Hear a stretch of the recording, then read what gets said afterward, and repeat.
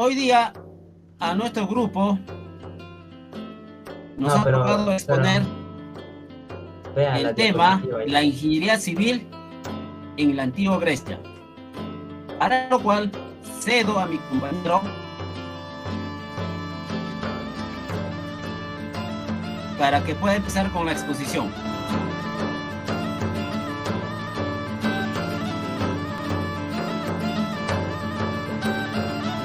Bueno, buen día, profesor. En esta oportunidad iniciaré con la exposición del capítulo 1 sobre la ingeniería civil o la filosofía de la ingeniería civil en la antigua Grecia.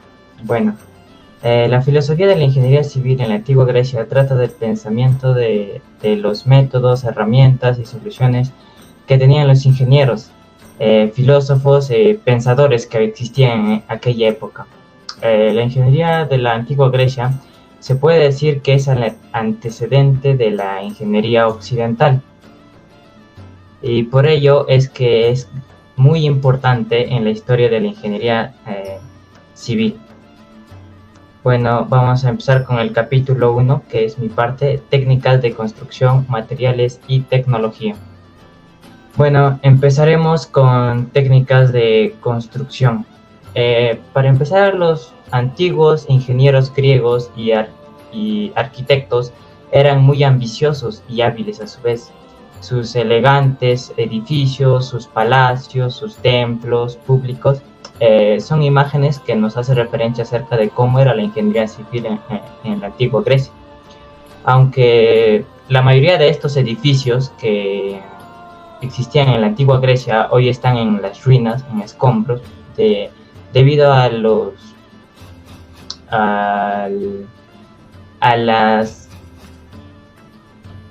las catástrofes mundiales que no se les esperaba en ese entonces, ¿no? Los griegos, así como hicieron grandes construcciones a grandes escalas, también construyeron humildes casas y cotidianas, donde vivía la mayoría del pueblo. Bueno, podemos encontrar que hubo varios filósofos o estudiantes que estudiaron acerca de la arquitectura y la ingeniería griega. Entre ellos está Bruno Sevi, que nos menciona que si por arquitectura se entiende el modelado de la sustancia inmaterial del espacio, habría que concluir de la civilización griega, que ocupa un lugar muy secundario en la historia de la arquitectura. Bueno, podemos decir que Bruno Sevi trataba de que en la ingeniería griega no se preocuparon tanto por los espacios internos y externos, pues esta fue muy escasa. Y de hecho, la característica que tenían los griegos era que poseía valores escultóricos en el sentido de que se pudiera visualizar del exterior, más no por dentro. Luego vamos a pasar a las técnicas de construcción griegas tempranas. Bueno, en la antigua Grecia existían los primeros pueblos, que eran los micénicos y los minoicos. Estos vivían cerca a la isla de Creta. Dominaron sofisticadas técnicas de construcción alrededor de los años 1100 antes de la era de Cristo. Sin embargo, estas civilizaciones han desaparecido y con ellas sus técnicas. Desde entonces, del año 700 antes de Cristo, la construcción griega fue más humilde, pues al perder estos avances que tenían, empezaron desde abajo, desde cero. Y entonces tenía una principal construcción de casas y algunos templos y murallas que existían en la ciudad. Bueno, la construcción monumental griega incluía todos los elementos que ahora se les reconoce que existían en la antigua Grecia, ¿no? O que eran característicos de aquella época, como las columnas, las plataformas de piedra de grandes edificios, los techos puntiagudos, sus mismas paredes, las decoraciones o paneles tallados. Los griegos introdujeron este estilo en el año 600 a.C., habiendo inventado nuevas técnicas y diseños de construcción, así como tomando prestadas de los egipcios, que fue una cultura también muy avanzada en la ingeniería civil, sobre todo en geometría. claro ejemplo están las pirámides de Egipto. Vamos a ir a las técnicas para unir bloques de piedra. Bueno, en la antigüedad temprana los muros eran de arcilla y estaban reforzadas con una capa de ladrillo, sin quemar, tomado con argamasa. La argamasa era una mezcla que se utilizaba en aquella época, lo conocían con ese nombre. También utilizaban las clavijas, que eran varillas delgadas de madera. Esta se utilizaba para poder unir dos bloques de piedra y sobre todo se encontraba en el centro de ambos, tratando a su estilo de que ésta no se note, así fortaleciendo a la arquitectura de aquella época con un diseño muy especial. En la época clásica ya también los muros eran de piedra sin argamasa, es decir, sin mezcla, y los huesos estaban meticulosamente instalados o cuidadosamente puestos con la misma finalidad de que no se noten. Bueno, este diseño escultórico se enfatiza aún más teniendo en cuenta el hecho de que las paredes se separan de los vacíos y carecen de la misma función clara. Por lo tanto, estas servían como contención para imagen del dios innato. Bueno, de acuerdo a la infraestructura que tenía la pared, se utilizaban distintas armaduras de gradas, ¿no? O armados de gradas. Entre ellas podemos tener la poligonal, el isodomo y el pseudo-isodomo. El poligonal era principalmente utilizado en los edificios antiguos y pequeños, no eran a gran escala. El isodomo era la plataforma más utilizada durante los periodos clásicos y helenísticos. Y el pseudo-isodomo era muy similar al isodomo, pero los precios eran diferentes o variados, ya que en el pseudo-isodomo era la ventaja de utilizar grandes cantidades de materiales a un muy buen precio que se tenía en esa época. Luego vamos a pasar a la construcción de los techos antes de materiales, compañeros. Ya bueno, los techos de las estructuras monumentales estaban hechos de tejas, de terracota, de arcilla cocida que generalmente era de color marrón rojizo. Estos azulejos, que pueden haber sido una invención griega, todavía se utilizan en todo el Mediterráneo y en otros lugares. Aunque los arquitectos e ingenieros sabían construir arcos, los utilizaron poco, prefiriendo su arquitectura tradicional de columnas rematadas por travesaños planos. Es decir, utilizaban un techo triangular en donde era muy clásico, con la finalidad de que toda el agua se vaya para un lado o para el otro. Este ejemplo lo podemos encontrar aún en las casas de teja o de calaminas, que tienen un techo puntiagudo al final. En ese momento, los techos eran generalmente de 2 piezas, como un tipo así, se puede ver. Así eran los techos, que tenía mucho sentido con la finalidad de evitar que el agua ingrese a la construcción. Bueno, luego pasamos hacia los acabados. En los acabados, la impresión de severidad que producen en la actividad los templos era mejor conservados, es engañosa, ya que antiguamente todas las líneas estaban suavizadas por la decoración existente ahora. Los programas decorativos no solo se reducían a la estructura figurada de las metopas y frontones, sino que abarcaban una amplia gama de elementos. En primer lugar, usaban la decoración del tejado, cuyo tejado se hacía más asombroso. Eran las acroteras. Eran grandes esculturas colocadas encima del centro y las esquinas del frontón, con forma de diseños frotales, trípodes, de monstruos, hombres y grupos de figuras. En segundo lugar, existe otro tipo de aspecto que desconcierta aún más al observador moderno. que hace tiempo que se sabe que los templos estaban pintados con colores brillantes y casi chillones. Para los acabados también utilizaban una especie de arcilla, pero más sofisticada y a la vez más barata, lo que hacía que los templos tuvieran ese clara vista de ser más claras y blancas. Luego pasamos hacia los cimientos. Bueno, en los cimientos, los antiguos ingenieros griegos siempre buscaban una tierra firme, una capa lo suficientemente apretada, y cavaron profundamente lo que necesiten. En algunos casos de templos, a excepción de esta regla, los cimientos de tierra se usaban comúnmente, pero en otros edificios se pueden usar cimientos continuos para muros y cimientos separados para columnas. La base del templo era de piedra de menor calidad que el mármol, debido a su elevado precio, escasez y dureza que dificultaban su extracción. Estas piezas se moldean en el hueso sin el uso del mortero y se ensamblan meticulosamente. Y en eso serían los cimientos. En la eutintería es prácticamente la capa sobre la que se eleva el templo del terreno, que sale unos 10 centímetros y tiene una cierta curvatura hacia afuera.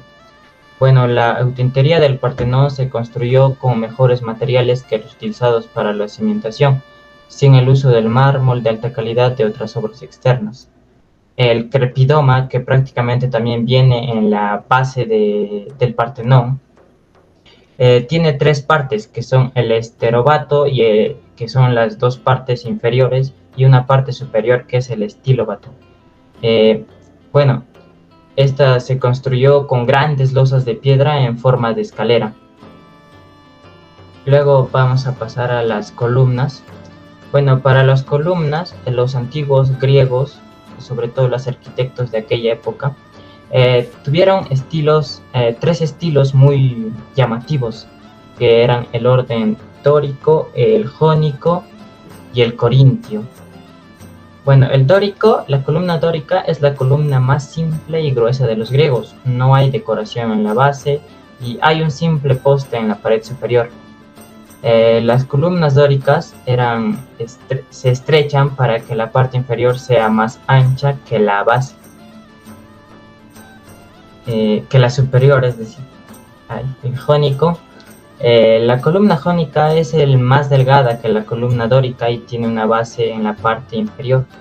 El capitel superior está adornado con remolinos a ambos lados. Y por último, el orden corintio, que era el más decorativo de los 3 órdenes. El capitel está decorado con voluntas y hojas de acanto. Y bueno, luego vamos a pasar a los materiales que utilizaban en esa época.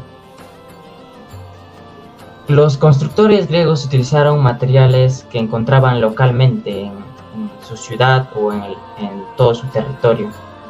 En muchas áreas el material estándar para las paredes era el adobe, hecho mezclado con arcilla, agua y paja, presionando una mezcla en formas rectangulares de madera y dejándola secar. Al construir un muro, los constructores comenzaron con unas pocas capas de piedras para levantar los ladrillos de adobe del suelo.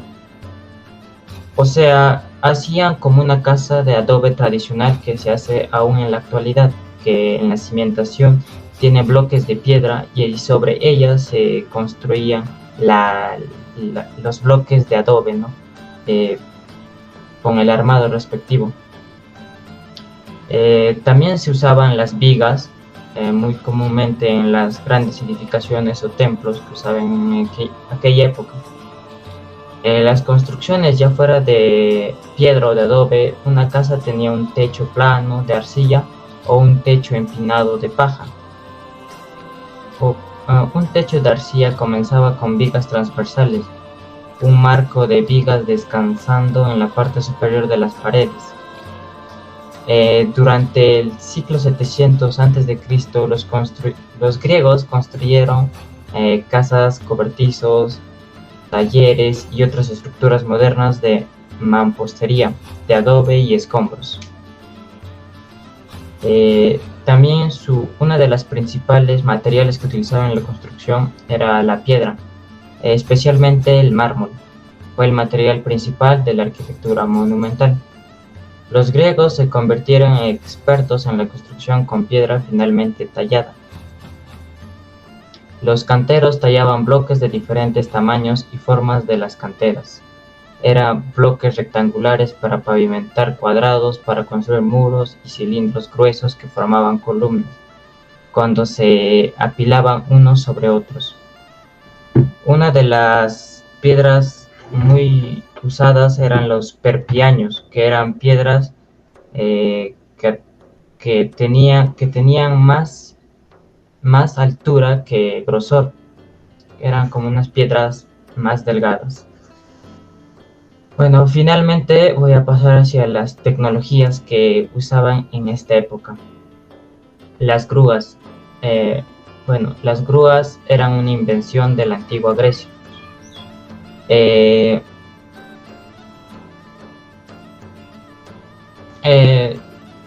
Según estudios se podría decir que las grúas se usaron por primera vez en el siglo VI antes de la era Cristo. Al observar en varios sitios arqueológicos notaron que había marcas de distintas que creaban ranuras y agujeros en algunas de las estructuras de piedra. Supusieron que estas ranuras y agujeros fueron creados por algún tipo de dispositivo de lavación, llegando a la conclusión de que eran prácticamente las grúas. En ese momento usaban principalmente bloques de piedra pesados cuando estaban haciendo templos. En otras palabras, la grúa se inventó porque los antiguos griegos necesitaban una forma más eficiente de construir sus templos y otras estructuras. Diseño de las grúas griegas originales. Hoy en día las grúas tienen un diseño bastante complejo, mucho más complejo que las que se inventaron en la antigüedad. Sin embargo, estos diseños simplemente evolucionaron del original y la mecánica básica sigue siendo la misma. Las primeras grúas se fabrican con cuerdas simples que se usaban para izar las piedras de manera más fácil y eficiente. Con el tiempo, los griegos introdujeron el cabrestante y la polea, lo que hizo que las grúas fueran aún más eficientes. A medida que las grúas se volvían más eficientes, se pudieron levantar cargas mucho más pesadas y mayores. El impacto que tuvo la grúa en aquella época. Antes de la invención de la grúa, los constructores dependían de las rampas para construir sus edificios, aunque esto no funcionaba a medida que la edificación solicitaba el número de bloques de piedras.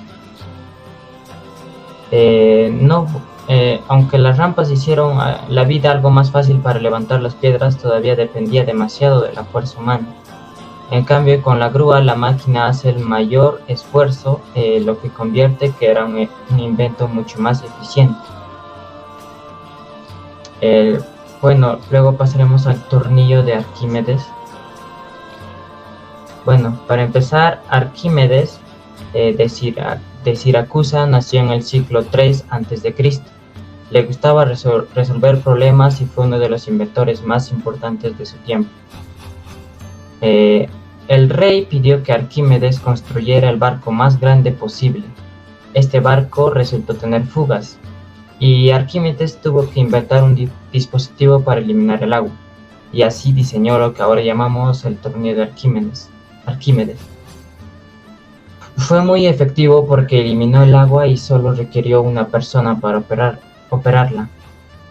El tornillo de Arquímedes pronto también se utilizó para transportar agua desde las zonas bajas hasta las acequias. El diseño es tan efectivo que todavía se usa en la actualidad. El tornillo de Arquímedes es una forma de bomba de desplazamiento positivo. Bueno, la modificación del tornillo de Arquímedes. La creación original fue cambiada debido a la constante necesidad para que los antiguos griegos politeístas satisfagan y ordenen los deseos y peticiones de sus dioses.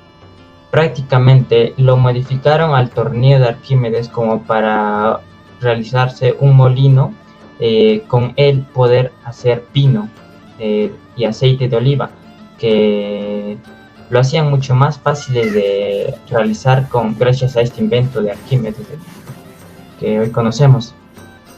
Bueno, esto lo modificaron prácticamente para el beneficio de los reyes griegos y de toda la comunidad griega en realidad, para que puedan alabar a sus dioses de aquella época. La adaptación del tornillo de Arquímedes de las culturas circundantes. Dado que el tornillo de Arquímedes era tan sencillo y tan simple de utilizar, podía cambiarse y modificarse, adaptarse a cualquier problema a mano. Fue muy fácil cambiar las funciones para las que se hizo el tornillo, sin cambiar la identidad de la máquina simple. Y esta, por su simpleza que tenía, fue adaptada en muchas culturas de aquella época. Ahora, el impacto que tiene en la actualidad. El tornillo es una parte muy valiosa de muchos campos como la medicina, arquitectura e ingeniería, así como también en la agricultura. La variedad de campos es infinita porque le da simplicidad a esta invención. El tornillo fue inventado extremadamente útil, usado originalmente para prensar uvas, pero ahora está haciendo que la vida cambie eventos en todo el mundo. Luego pasamos hacia los engranajes.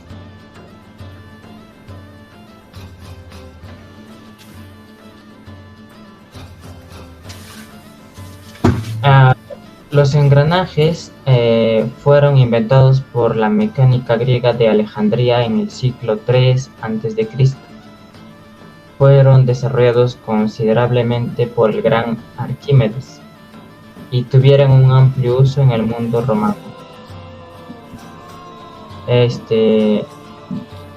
Estos engranajes se utilizaron mucho, sobre todo en las grúas donde solicitaba una mayor cantidad de engranajes, que recordemos que las grúas eran muy importantes para la construcción de sus templos, de ahí la importancia de los engranajes. Luego la escalera caracol.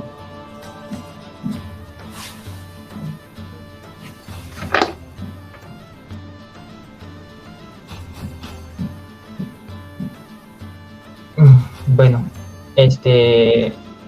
aunque era difícil de predecir desde cuándo es el origen de la escalera caracol, se podría decir que fue muy antigua y que pertenece a la antigua Grecia, ya que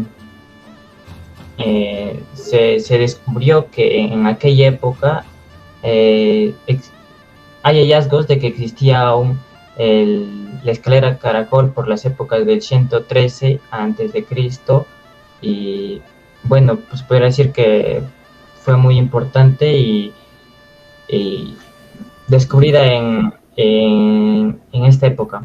Su propósito era que tenían, cuando se implementaron para las guerras, ya que facilitaba de que el rival contrario, al querer invadir algún templo, tenía que pasar por un estrecho camino angosto, es decir, las escaleras caracol eran angostas, y al querer pasar el rival tenían que pasar de 2 en 2 o de 3 en 3, lo que facilitaba para poder destruirlos y ganar una guerra. Ese era su principal propósito en aquella época. Los materiales que se usaban en la construcción era la piedra o el mármol, porque se construían directamente de las paredes. Les tomó algún tiempo convertirse en estructuras independientes, con un poste central como soporte. Ahora se fabrica con una gran variedad de materiales. En su uso actual, utilizamos prácticamente para ahorrar espacio o como un simple adorno, ya que tiene un efecto muy nocivo y muy agradable en diferentes construcciones. Bueno, pasamos hacia la rueda de agua. Bueno, la rueda de agua se trataba de un molino de agua para moler grano, que sigue utilizándose en forma idéntica hasta la actualidad. Era particularmente adecuado para las regiones montañosas de Grecia y Asia Menor. Consistía en una rueda alada horizontal y un eje vertical y dos muelas horizontales. El eje penetró la muela de molino inferior y se conectó mediante conexiones metálicas a la muela de molino superior. Prácticamente esta consistía que utilizaba la fuerza del agua y lo transformaba para poder moler distintos granos que cosechaba en aquella época. Así como también gracias a esto se desarrolló la ingeniería hidráulica. Luego pasamos hacia las palancas.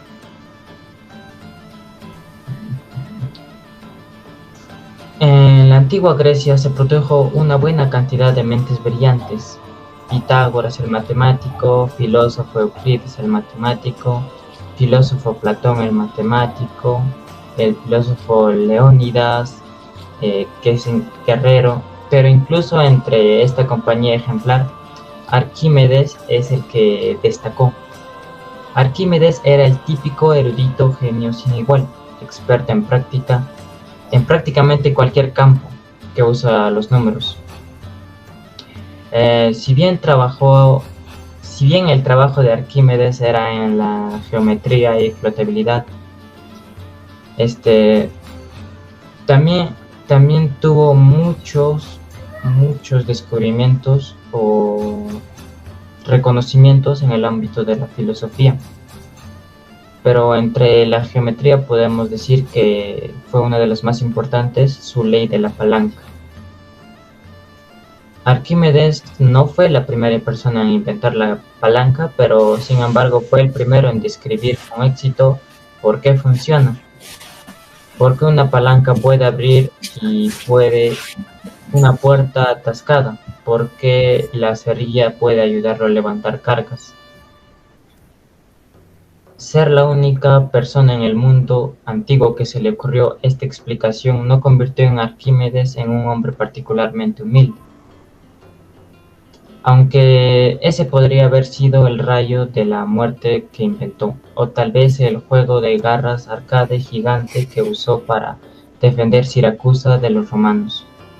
Él usaba una frase muy llamativa que decía: dame una palanca lo suficientemente larga y un punto de apoyo para colocarla y moveré el mundo. Ya. Finalmente pasaremos a la tecnología agrícola. Las técnicas agrícolas eran muy rudimentarias, usándose para labrar la tierra, arados muy primitivos tirados por bueyes o mulos. Los arados permitían roturar simétricamente la tierra. Esto hacía que la tierra se vertiera siempre en el mismo lado del suelo. La irregularidad del terreno obligaba al uso que la azada en la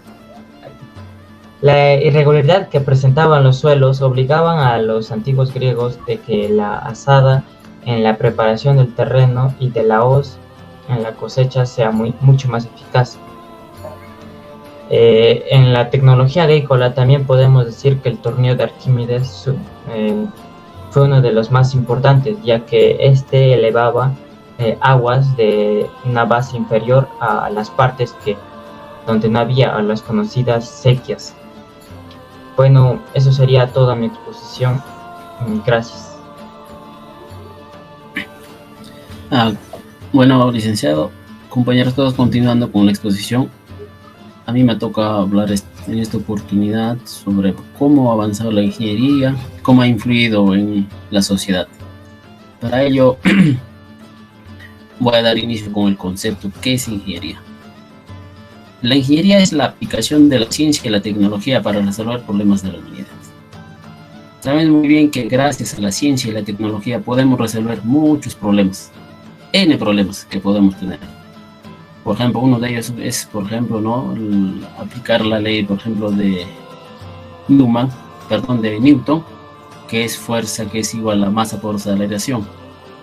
Pero si la aceleración o la masa es cero, esa fuerza es igual a cero, ¿no? Entonces, todo objeto, una estructura, estaría estable. Continuando con la explicación, los ingenieros usan la imaginación. La ingeniería viene del ingenio, ¿no? Que nosotros usamos la imaginación, hacemos un juicio, usamos nuestro razonamiento para poder, ¿qué aplicamos? Aplicamos las matemáticas, las ciencias físicas, la tecnología y la experiencia práctica. ¿Para qué? Para dar un resultado, para poder diseñar, producir y dar operatividad a los objetos, ¿no? Por ejemplo, ¿no? En este caso sería, ¿no? Por ejemplo, hablando de la hidráulica, gracias al descubrimiento de la hidrostática de Arquímedes, hoy en día damos muchas aplicaciones. Por ejemplo, uno de ellos, gracias a esas leyes, podemos construir presas, hacer saneamiento básico. La ingeniería civil. ¿Qué es? La ingeniería civil es la rama que nosotros estamos estudiando, ¿no? Que de acá a 5 años, la mayoría de nosotros va a ser un profesional y va a ejercer la carrera, ¿no? En la cual, ¿no? Cada uno se va a especializar en diferentes ramas, ¿no? Pero la ingeniería, como dice, tiene su inicio, ¿no? Cómo nace y hasta hoy cómo ha evolucionado y ha dado grandes pasos gigantescos, ¿no? Al inicio se empieza con, no se conocía todavía la ingeniería civil, sino se inicia con la ingeniería militar. Ya que nuestro tema es la ingeniería en la época griega, los primeros ingenieros en esa época, ¿quiénes eran? Eran los arquitectos. ¿Qué hacían los arquitectos? Los arquitectos construían edificaciones, como por ejemplo el Parmenón, ¿no? Que tenemos, ¿no? De la antigua Grecia. Ellos se dedicaron a construir también muros. ¿Para qué construían muros, no? A ellos no les gustó hacer muros, sino era para qué, para proteger a las ciudades, ¿no? De las invasiones, de las guerras. Después de eso también ellos construyeron grandes edificaciones. Después, posteriormente, gracias a la hidráulica, nació ahí la ingeniería militar, ¿no? ¿Con qué? Con lo que es el llevar el agua de un punto hacia otro. ¿Para qué querían llevar el agua? Para la agricultura. Gracias a la agricultura se dio un gran avance, ¿no? En lo que es la ingeniería. Ahí es donde nace la ingeniería militar. Por llevar el agua mediante canales para poder regar la agricultura.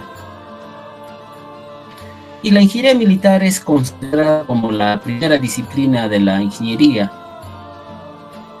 Posteriormente, recién nace lo que es la ingeniería civil. ¿Cómo nace la evolución de la ingeniería? El desarrollo de la ingeniería comienza, como les vuelvo a repetir, con la revolución agrícola. Los ingenieros a los inicios, ¿qué hacían? Llevaban el agua por canales. Luego, después de eso, al inicio nace, como lo vuelvo a repetir, con Arquímedes. Él es el gran descubridor de lo que es la hidráulica, o llevar el agua de un punto hacia otro punto para poder así producir más y más, para que posteriormente ese producto ellos lo utilicen y también puedan vender, ¿no? En esa época sé que no existía el dinero, pero ellos lo hacían como con el famoso trueque. Los campos más importantes de la ingeniería que aparecieron fue primero la ingeniería militar, luego la civil, luego mecánica, eléctrica, ingeniería química, industrial, la ingeniería de sistemas, y ahora que se ve lo que es mecatrónica, ¿no? Que es una carrera muy interesante. También voy a tratar cómo fue la ingeniería en la antigua Grecia, que es el tema que estamos tocando, ¿no? La ingeniería en la antigua Grecia se dio gracias a Pericles ordena construir la Acrópolis de Atenas. Ahí es donde los grandes arquitectos comienzan a hacer sus diseños. Por ejemplo, ¿no? Las vigas de mármol del techo estaban reforzados con barras de hierro forjado, siendo tal vez el primer uso conocido de refuerzo. Acá ya utilizaban ya el acero para poder hacer el refuerzo, ¿no? Saben que cuando la estructura es cada vez más elevado, a veces con el mármol o con el material que utilizan, no era suficiente, ya no podía soportar, ¿no? Entonces, ¿qué se hace? ¿No? Ahí hay que reforzarlo ya, esa estructura.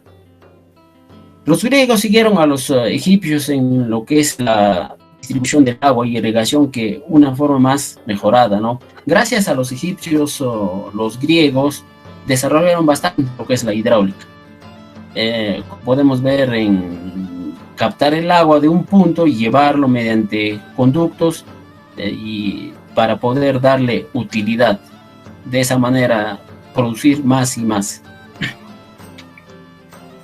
¿Cómo fue el comercio en aquella época y cómo se aplicó la ingeniería en lo que es en la antigua Grecia? Todo el producto que producían en esa época, saben muy bien que el dinero en esas épocas no existía todavía. Entonces, ¿qué es lo que han hecho? Entonces, un determinado producto, como dice, una comunidad o un pueblo que producía un determinado producto, ellos llevaban su producto con otro pueblo que producía o una ciudad donde que ellos producían. Entonces, así que es lo que hacían, ellos hacían un intercambio. A eso se llama el famoso trueque, ¿no? El trueque lo hacían tanto en lo que es en bienes y además lo que es en servicios. Y en eso es lo que ellos apoyan bastante en lo que es ingeniería.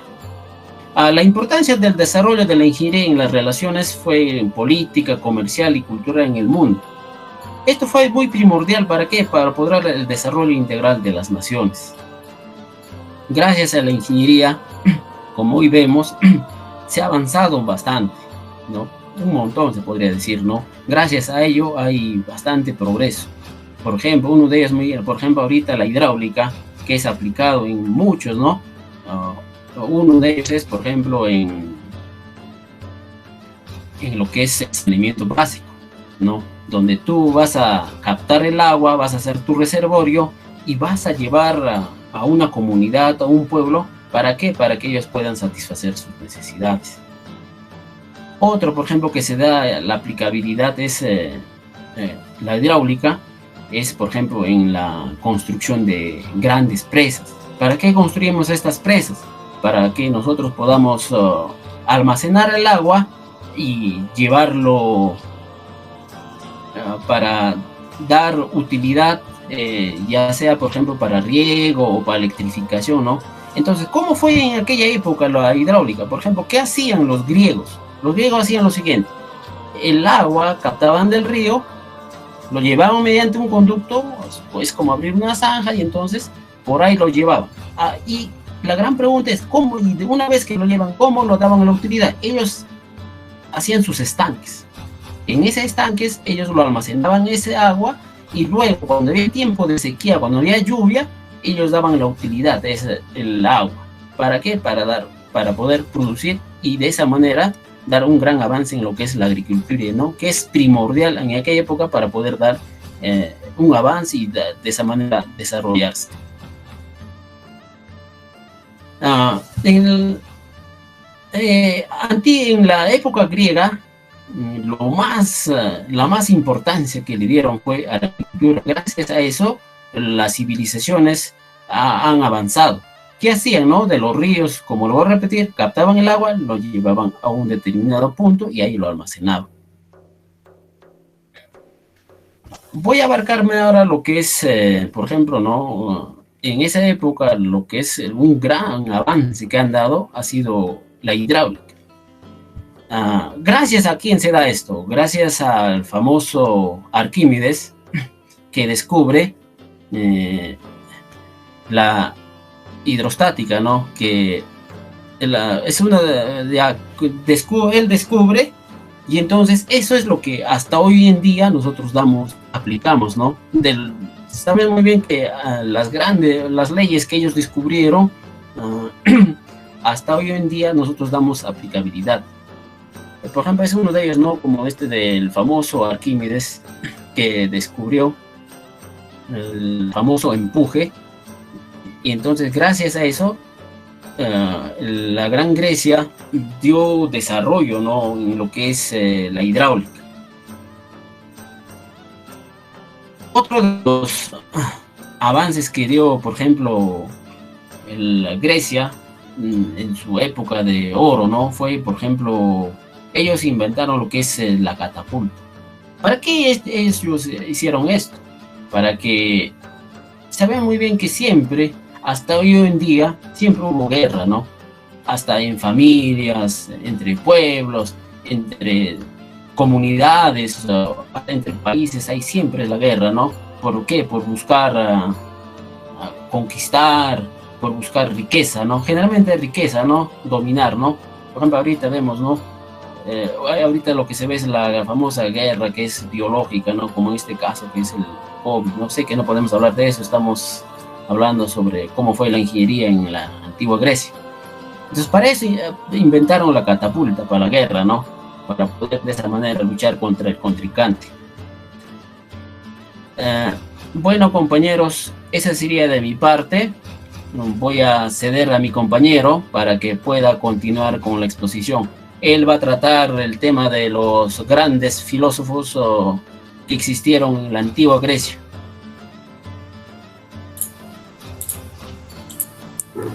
Compañero, continúe por favor con la exposición. Buenas tardes, profesor y compañeros. Siguiendo con la exposición, me toca dar una pequeña explicación sobre algunos de los filósofos griegos y algunos de sus aportes, ¿no? Bueno, los filósofos eran personajes de la antigua Grecia que buscaban la verdad a través de la razón y tuvieron muchos aportes pequeños a la ciencia en general, ¿no? Para que así avance las personas y conocieran mejor sobre algunas cosas. Empezaron a buscar la verdad detrás de cada fenómeno natural. Empezaron a plantear un único elemento principal que daba inicio al universo, que conocemos que en esos tiempos decían el argen. Y para cada filósofo era diferente eso, ¿no? Por ejemplo, para Tales de Mileto era el agua, para Pitágoras eran los números, para Anaximandro era el apeirón, que hacía referencia a lo ilimitado e infinito, ¿no? Para Anaxímenes el aire, para Demócrito los átomos, y así muchos más, ¿no? Como uno de los representantes más antiguos y más influyentes tenemos a Sócrates, ¿no? Que, bueno, una pequeña biografía de él es, bueno, él nace en Atenas y muere en la misma ciudad, condenado a beber la cicuta, ¿no? Un veneno de esta planta, bajo la acusación de corromper a la juventud y su falta de respeto para con los dioses, porque ya él no quería buscar la explicación más lógica a los procesos naturales, a los fenómenos naturales. Y algunos de los aportes de este personaje fueron más fue en el diálogo, ¿no? Con sus alumnos.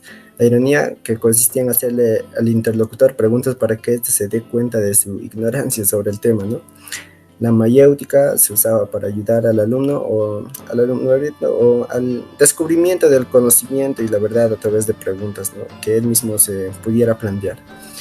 La ética socrática, básicamente decía: nadie hace el mal por voluntad propia, sino por la ignorancia del bien, y solamente sabiendo qué es la justicia se puede ser justo. Y soporta la matemática, ¿no? A pesar de que este filósofo no tenía mucha relación con este ámbito, hizo algún aporte a la lógica y a la metodología. Bueno, tenemos a otro grande filósofo que es Platón.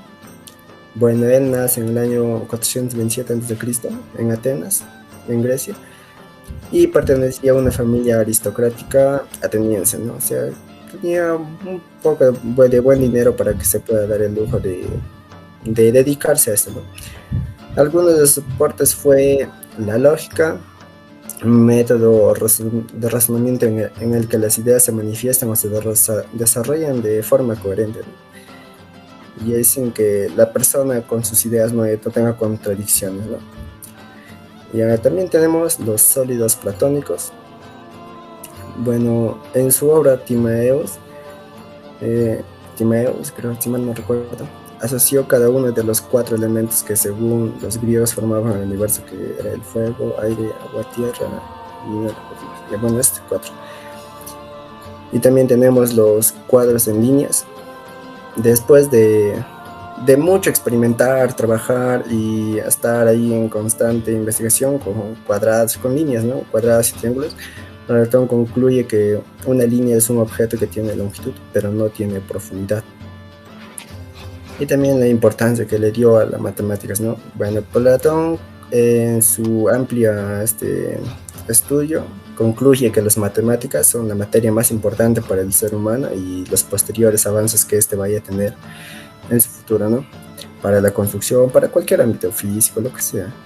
Y ahora pasamos a otro filósofo, también que fue muy importante, que es Aristóteles. Nació en Estagira, en Macedonia, teniendo como padre un médico de la corte real.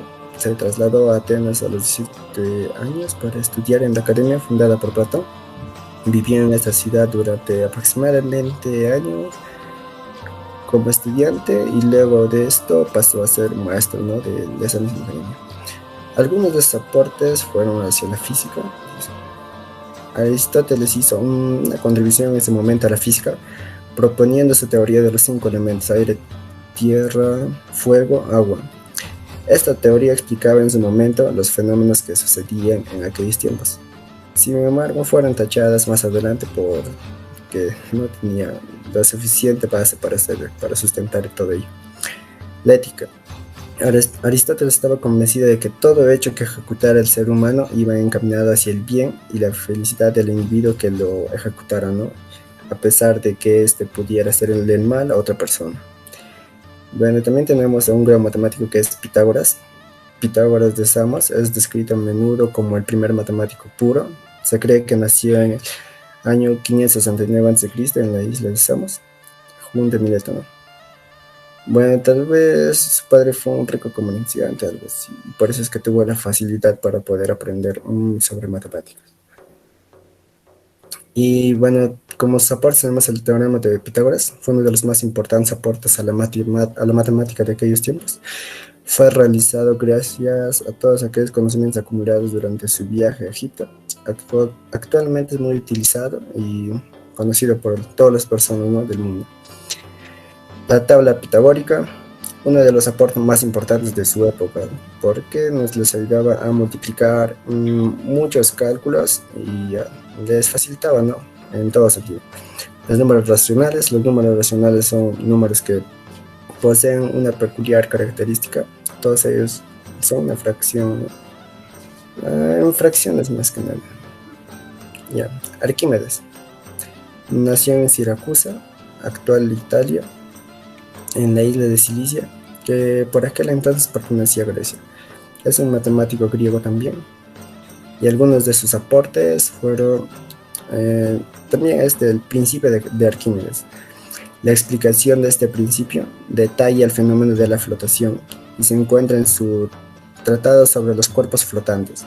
Este principio quiere decir que los fluidos ejercen una fuerza ascendente que empujan hacia lo alto sobre cualquier objeto sumergido en ellos, ¿no? En el líquido, en el agua, por así decirlo. Bueno, él también propone el método mecánico. Indica que permite utilizar cuestiones de la matemática a través de la mecánica y en cierto modo es más fácil construir la demostración de un teorema geométrico. Facilita el trabajo si ya se tiene algún conocimiento anterior o práctica sobre ello, ¿no? Explicación de la ley de la palanca. En la formulación de esta ley,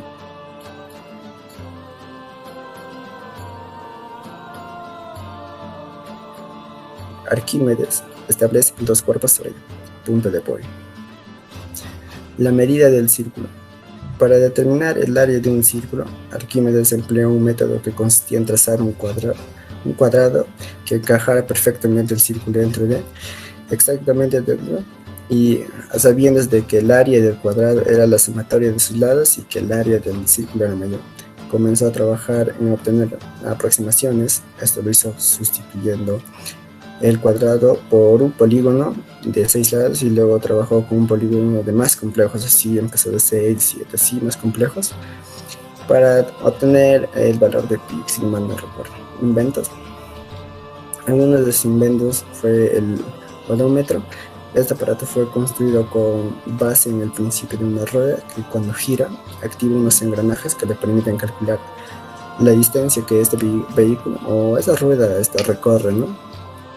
El tornillo de Arquímedes, que es muy utilizado para realizar el transporte de agua debajo de cualquier fluido encontrado por debajo de la tierra, superficie, de un pendiente usando un cilindro. Este instrumento facilitó el riego de las tierras fértiles ubicado a lo largo del río Nilo en el antiguo Egipto. Bueno, también tenemos otro gran matemático que es Tales de Mileto, que nació en la actual Turquía en los años 624 a.C., matemático y filósofo griego, ¿no? Fundador de de las primeras escuelas filosóficas de la antigua Grecia. Es considerado el primer filósofo por su intento de establecer una explicación racional de los fenómenos de la naturaleza, ¿no? Y algunos de sus aportes fue que él creó el método inductivo, ¿no? Porque reflexionó sobre la necesidad de encontrar una explicación desde lo particular hasta lo general, pues empezó a buscar una explicación racional a cada fenómeno natural y pues partía de lo particular, ¿no? Teorema de Tales también es una ley de la geometría que nos indica que si se traza una línea paralela a cualquier de los lados de un triángulo, tendremos como resultado un triángulo semejante al triángulo original. Bueno, también tenemos el segundo teorema de Tales. Si tenemos un triángulo formado por el diámetro de una circunferencia y dos líneas, se cansa la misma, aquel ángulo que esté frente al diámetro es recto, es decir, mira 90 grados también.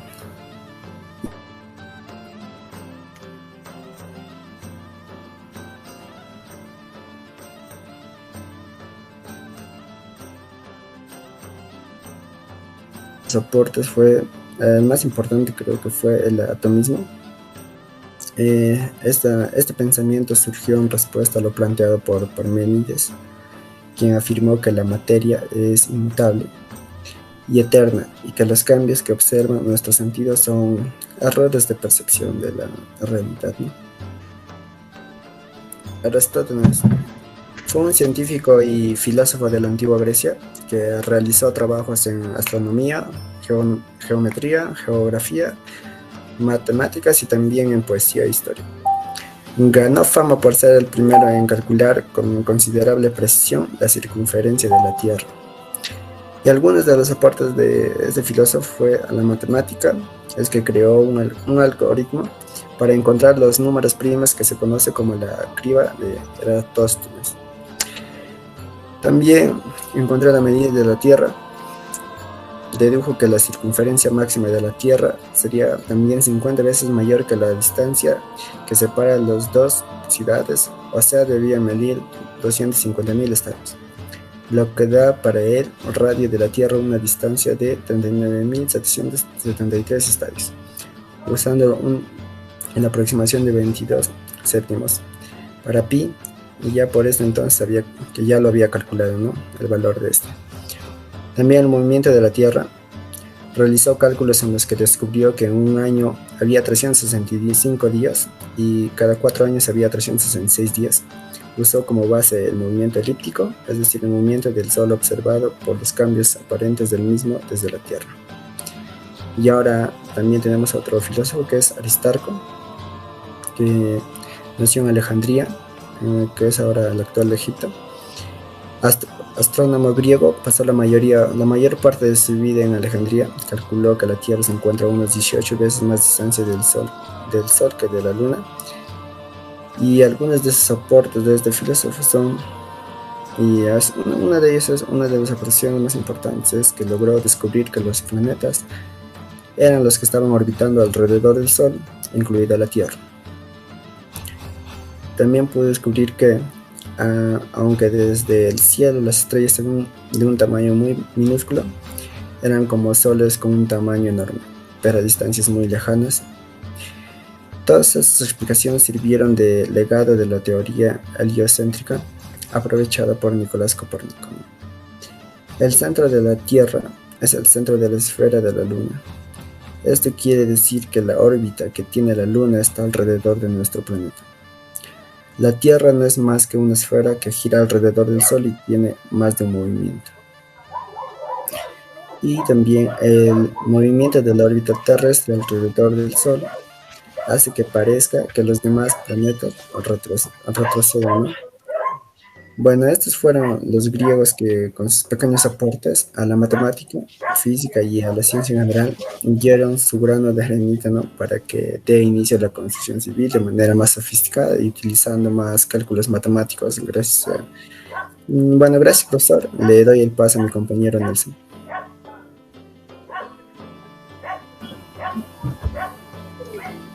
Muchas gracias, compañero, por el pase. Compañeros y licenciado Agustín Sierra Matos, reciban el saludo cordial de la tarde.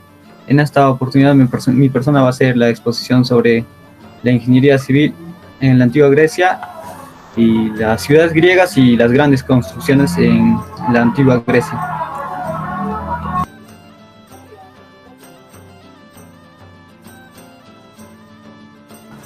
Ya, compañeros, voy a empezar con la exposición. La polis griega. ¿Qué eran las polis? O sea, se le llamaba polis a la comunidad pequeña de la antigua Grecia que tenían su propio gobierno y eran independientes. O sea, en la antigua Grecia había varias polis, múltiples polis, pero cada poli tenía su propio gobierno y eran independientes, ¿no? Ellos nunca estaban tan pendientes, los polis, entre comunidades, nunca estaban juntos, pero se necesitaban cuando había algún enfrentamiento, un atentado, una guerra o algo, ¿no? Ahí se mantenían ellos unidos. Mientras tanto, ellos pues vivían su vida normal, no su propio gobierno, ¿no? Pasamos ahora a la organización de la polis. ¿De qué manera se organizaban las polis? Se organizaban económicamente, políticamente y socialmente, ¿no?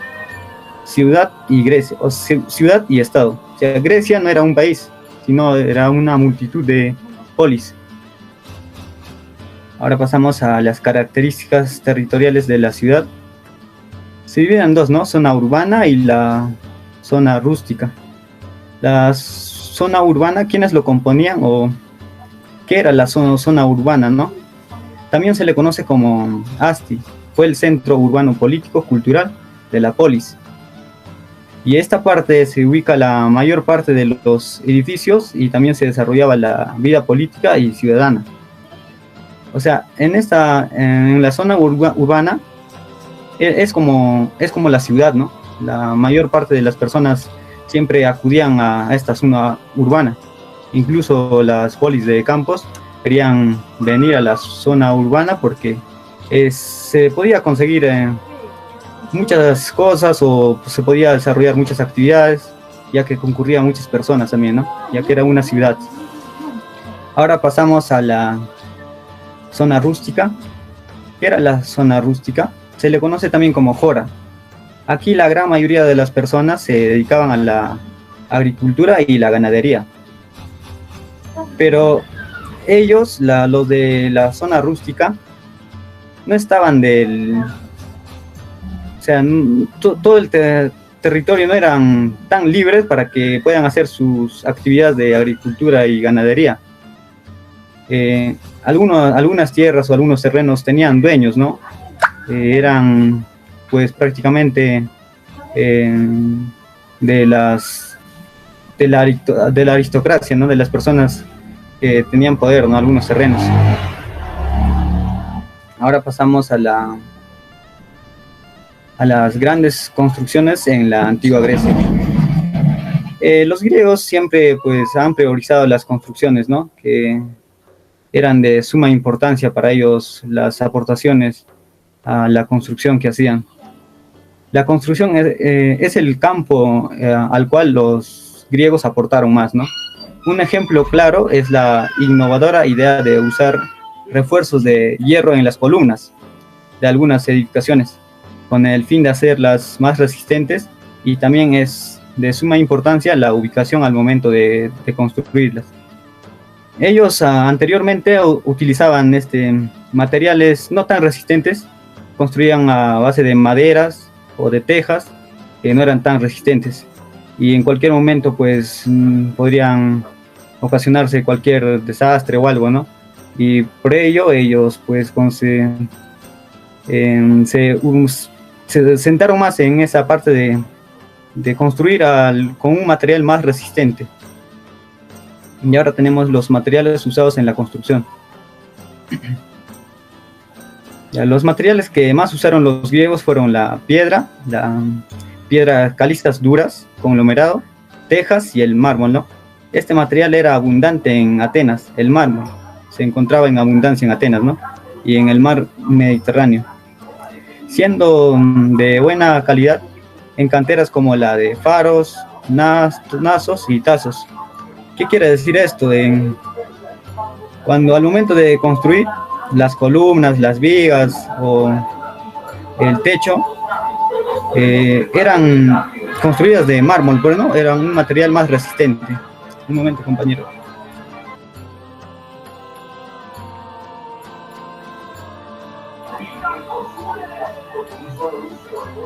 Ya, compañeros, voy a proseguir.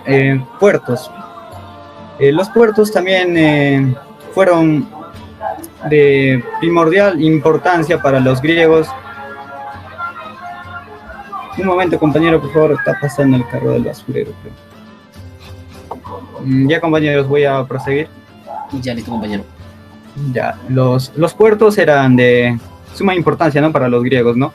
Ya que en la ciudad de Grecia la ciudad de Grecia era montañosa y con gran cantidad de islas en el mar Mediterráneo. Para facilitar la comunicación, los griegos utilizaron como medio de transporte el mar. Por esta razón fueron los primeros grandes constructores de los puertos. O sea, la ciudad de Atenas o Grecia estaba pues, prácticamente rodeado de islas, ¿no? Y las personas, para facilitar la comunicación, crearon pues estos llamados puertos, ¿no? Para poder comunicarse fácilmente. Ahora pasamos a acueductos griegos. Claro, esto es un túnel de Samos. O sea, esta obra es de primordial importancia para los griegos. Es como una obra de arte, ¿no? El túnel de Samos es una de las obras más grandes de la antigua Grecia. El túnel de 1 kilómetro de longitud y una sección cuadrada de 1,7 metros, que atraviesa una colina de 275 metros, ¿no? La excavación se realizó a través de piedra caliza y su uso de se usó también algunas herramientas manuales. El estudio topográfico se desconoce. Ellos no tuvieron el estudio del suelo topográfico para construir para desarrollar alguna construcción, sino prácticamente ellos a simple vista o calculaban de la manera más adecuada, buscaban el espacio más adecuado para poder construir sus edificios, sus templos, o como vemos aquí, como el acueducto griego, ¿no? Y ahora pasamos, compañeros, a el ágora. ¿Qué era el ágora? El ágora es el centro de la polis, corazón de la polis y de la vida pública y política, en donde se desarrollaban principales actividades como actos religiosos, políticos y económicos. También se desarrollaban asambleas, charlas y juicios. El ágora era como un centro donde concurrían muchas personas, ¿no? Era como un pequeño mercado, una pequeña feria, que acudían personas no solamente de la ciudad misma, sino también de otros lados, hasta incluso extranjeros, ¿no? Porque se desarrollaban diferentes actividades en el ágora. Ahora pasamos a... Como vemos en esa imagen, el ágora está en el centro de la ciudad, ¿no?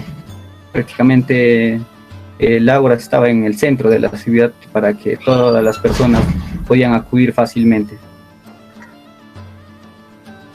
Acrópolis. ¿Qué era la Acrópolis? La Acrópolis está ubicado en la capital griega. La Acrópolis son un conjunto de monumentos increíbles que al momento de visitar las personas quedaban impactadas porque transmitían grandeza y poder. La Acrópolis era como un lugar turístico, se podría decir, donde las personas que iban se sentían lujosas, ¿no? Porque en la Acrópolis se encontraba diferentes templos, ¿no? Diferentes construcciones, grandes construcciones, y eran, pues, las personas que visitaban ahí quedaban maravillados por las construcciones que encontraban ahí en la Acrópolis. Se ubica también en lugares altos y al borde de la ciudad. La Acrópolis está murallada y tiene una única puerta monumental al oeste, aunque también se encontraban pequeñas puertas.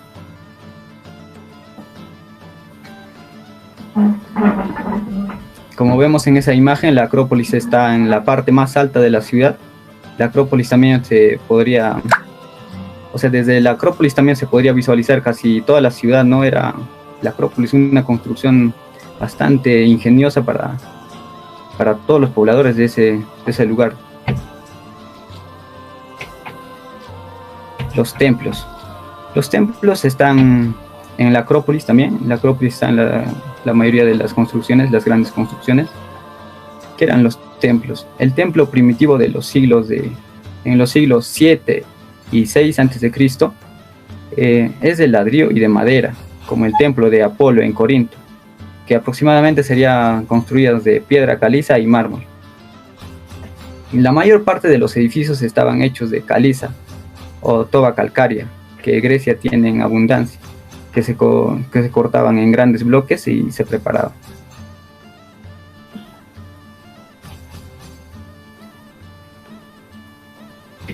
Ahora bien, teatro. El teatro también es una gran construcción de los griegos, un aporte ingeniosa a la arquitectura.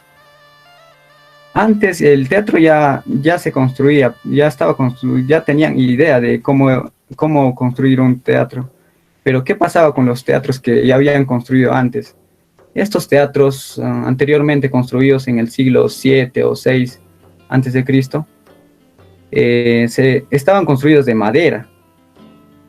¿Qué pasaba con este teatro? Cuando hacían alguna actividad, porque en el teatro hacían diferentes actividades, ¿no? Fácilmente se podría, cuando concurrían muchas personas, la capacidad para todas las personas no era suficiente en este teatro. Entonces podría ocurrir accidentes o hasta incluso incendios, ¿no? Y hubo también incendios en los anteriores teatros.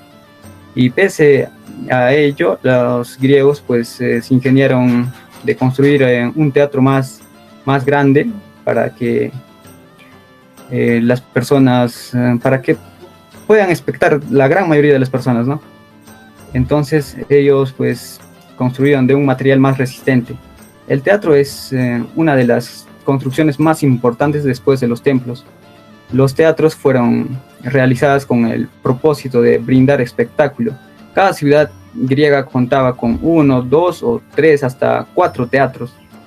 Los teatros se utilizaban tanto para las reuniones públicas como para las interpretaciones dramáticas y las diferentes actuaciones que se originaban como ceremonias religiosos o que se vinculaban también con el culto a Dios Dionisio, ¿no?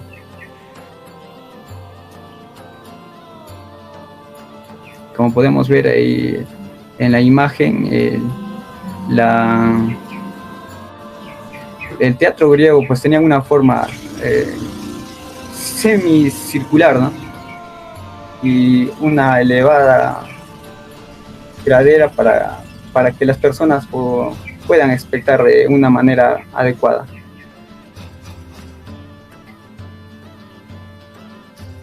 Algunas características de los teatros. Conseguían teatros que puedan abarcar una capacidad de 15.000 espectadores. A estos graderíos semicirculares se le consideraban o lo llamaban coilán y cavea. Tenían el suelo de tierra, las grandes se ubicaban en un círculo central llamado orquesta. Allí se ubicaban los músicos,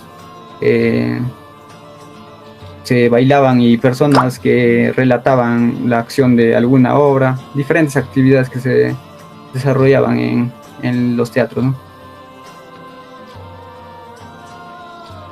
Ahora pasamos con las murallas. Los griegos solían defender sus ciudades con murallas, de las cuales las más antiguas dieron lugar a los recintos fortificados que llamamos acrópolis.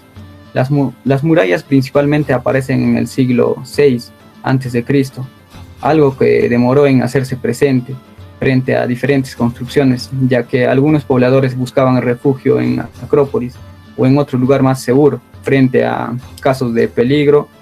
Podemos decir también que las fortificaciones eran costosas en Grecia, que muchos ciudadanos no podían acceder.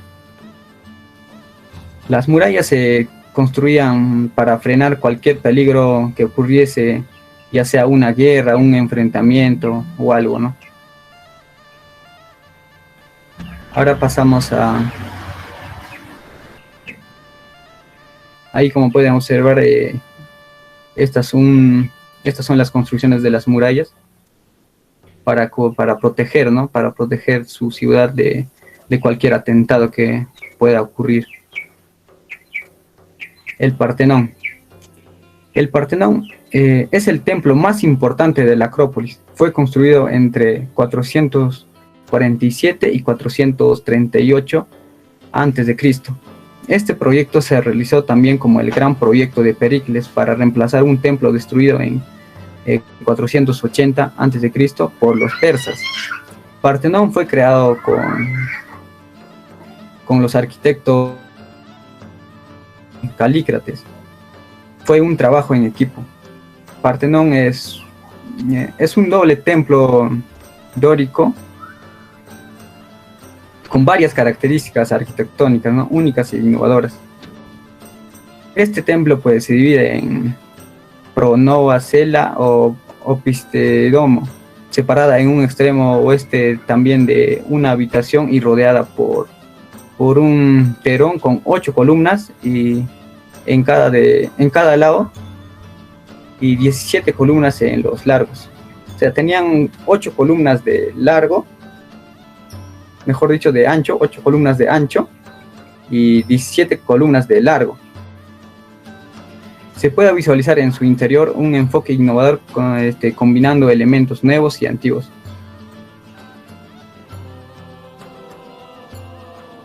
Eso sería todo, compañeros. Muchas gracias. Bueno, compañeros, se concluye con la exposición y damos muchas gracias. Sé que fue interesante investigar, ¿no?, sobre el tema, ¿no?, desde la antigüedad, como vemos la ingeniería, que viene la palabra ingenio. Se ha descubierto muchas cosas, de cosas simples, ¿no? Por ejemplo, ¿no?, por ejemplo, lo que dio su ley Arquímedes, ¿no? Se ha descubierto muchas cosas, hasta hoy se da una gran aplicabilidad, ¿no? No solo ahora, hasta en el futuro se va a poder aplicar, ¿no? Otro de los grandes avances de la ciencia y la tecnología que he visto es, por ejemplo, ¿no?, ahora estamos ahorita nosotros viviéndolo, ¿no?, que tal vez antes no lo han vivido, es, por ejemplo, las telecomunicaciones, que hoy en día nosotros, por ejemplo, podemos realizar nuestras clases virtualmente, que anteriormente no se pudo, no tenía que ser presencial. Yo sé que en un futuro no muy lejano, ¿no?, que ya las clases ya no van a ser presenciales, sino va a ser virtual. Inclusive el avance de la medicina, ya un médico ya no es necesario que venga a operar a Huancavelica o de Huancavelica irse a Lima, sino ya lo van a realizar ya con las telecomunicaciones que se está dando, que se está viendo. Otro avance que se está viendo también es, por ejemplo, la teletransportación, ¿no? Que antes se habló en películas, no todavía, pero hoy en día ya se dio un gran avance. También en la ingeniería civil, ¿no? Se da muchos avances, ¿no? Por ejemplo, la hidráulica, ¿cómo se llama? Lo que es las carreteras, en todo, gracias a la ingeniería, se está dando un gran avance. Bueno, compañeros, sé que fue interesante investigar y estaríamos concluyendo con esto con respecto a la exposición. Doy muchas gracias una vez más al licenciado y gracias, compañeros, y gracias también, licenciado.